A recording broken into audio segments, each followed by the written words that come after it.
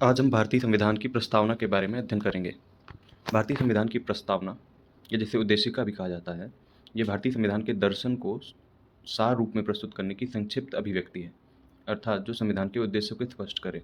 अर्थात प्रस्तावना का अर्थ है जो संविधान में लिखा जाना है, जो संविधान के निहित मूल तत्व हैं, उनका संक्षिप्त रूप से वर्णन ये प्रस्तावना में किया जाता है। प्रस्तावना कब अस्तित्व में आई, इस विषय पर अगर बात करें तो 13 दिसंबर सन 1946 को पंडित जवाहरलाल नेहरू ने इसे उद्देश्य प्रस्ताव के रूप में संविधान सभा के समक्ष प्रस्तुत किया था और तत्पश्चात 22 जनवरी 1947 को संविधान सभा ने इसे एक्सेप्ट कर लिया था, इसे स्वीकार कर लिया था।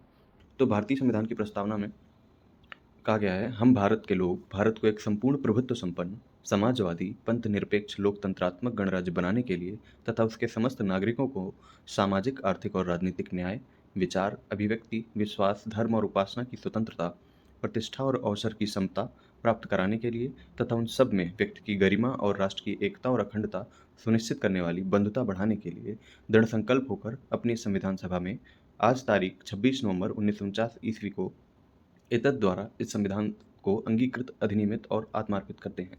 आइए हम आगे संविधान की उद्देशिका के प्रमुख तत्वों को एक एक करके समझ लेते हैं। जैसे कि सबसे पहले इसमें हम भारत के लोग इस शब्द का उपयोग किया गया है, अर्थात we the people of India. तो भारत के संविधान का निर्माण और अधिनियमन भारत के लोगों ने अपने प्रतिनिधियों के माध्यम से किया है, ना कि इसे किसी राजा या बाहरी आदमी ने उन्हें दिया है। अर्थात हम भारत की जनता ने अपने प्रतिनिधियों को चुना और फिर उन्होंने संविधान का निर्माण एक संविधान सभा के माध्यम से किया। तो जो भारत के संविधान की शक्ति का स्रोत है वह भारत की जनता है, भारत के लोग हैं।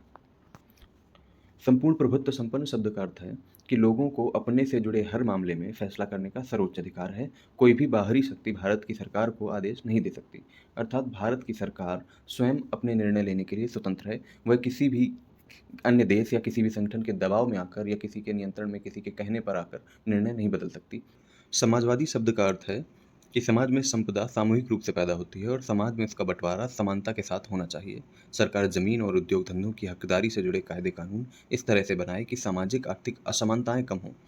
अर्थात समाज के प्रत्येक वर्ग का समाज की प्रत्येक संपत्ति और संपदा पर समान अधिकार है और इनसे जुड़े जो भी असमानताएं हैं उनको दूर करने के लिए सरकार समय समय पर नियम और कानून बनाती रहती है। अगले शब्द की तरफ चलें तो पंथ निरपेक्ष शब्द का अर्थ है नागरिकों को किसी भी धर्म को मानने की पूरी स्वतंत्रता है। कोई भी धर्म आधिकारिक नहीं है। सरकार सभी धार्मिक मान्यताओं और आचरणों को समान सम्मान देती है। मतलब ये है कि भारत सरकार का कोई भी विशेष धर्म नहीं होगा और वह प्रत्येक पंथ और धर्म का समान रूप से सम्मान करती है। सबको अपने धर्म के अनुसार आचरण करने, प्रचार करने की स्वतंत्रता है। जैसा कि भारतीय संविधान में धार्मिक स्वतंत्रता का अधिकार मूल अधिकार के रूप में भी दिया गया है। अनुच्छेद 25 से 28 तक धार्मिक स्वतंत्रता का अधिकार दिया गया है, जो कि एक मूल अधिकार है। इसी प्रकार प्रस्तावना में उपयोग किया गया लोकतंत्रात्मक शब्द, इसका मतलब यह है कि सरकार एक ऐसा स्वरूप जिसमें लोगों को समान राजनीतिक अधिकार प्राप्त रहते हैं, लोग अपने शासन का चुनाव करते हैं और उसे जवाबदेह बनाते हैं। यह सरकार कुछ बुनियादी नियमों के अनुरूप चलती है। अर्थात सरकार का चयन उसके द्वारा लोगों के चुनाव के माध्यम से किया जाएगा। लोग अपने प्रतिनिधियों को चुनेंगे जो सरकार का प्रतिनिधित्व करेंगे और वो जनता के प्रति जवाबदेह भी रहते हैं। गणराज्य शब्द का अर्थ है कि शासन का जो प्रमुख होता है वो लोगों के द्वारा चुना जाता है, वही व्यक्ति होगा, ना कि किसी वंश या खानदान का। इसका मतलब ये है कि जो शासन का सर्वोच्च व्यक्ति है, जैसे राष्ट्रपति हैं, उनका चुनाव किया जाता है। लेकिन जैसे ब्रिटेन में है, वहाँ पे राजा राष्ट्र का प्रतिनिधित्व करते हैं, तो वो एक गणराज्य नहीं माना जाएगा। अगर न्याय की बात करें तो भारत के संविधान की प्रस्तावना में सामाजिक, आर्थिक और राजनीतिक न्याय की बात कही गई है। नागरिकों के साथ उनकी जाति, धर्म और लिंग के आधार पर भेदभाव नहीं किया जाएगा। ये एक सामाजिक आधार पर भेदभाव न करने की बात कही गई है, अर्थात सामाजिक न्याय उपलब्ध कराने की बात की गई है। इसी आधार पर आर्थिक न्याय और राजनीतिक न्याय, मतलब सभी व्यक्तियों को अपने स्वतंत्रता के अनुसार चुनाव लड़ने, चुनाव में पार्टिसिपेट करने का या किसी भी को अपने प्रतिनिधि को चुनने का अधिकार है। ये राजनीतिक न्याय की बात है। इसी प्रकार भारतीय संविधान की प्रस्तावना में विचार, अभिव्यक्ति, विश्वास, धर्म और उपासना की स्वतंत्रता की बात की गई है।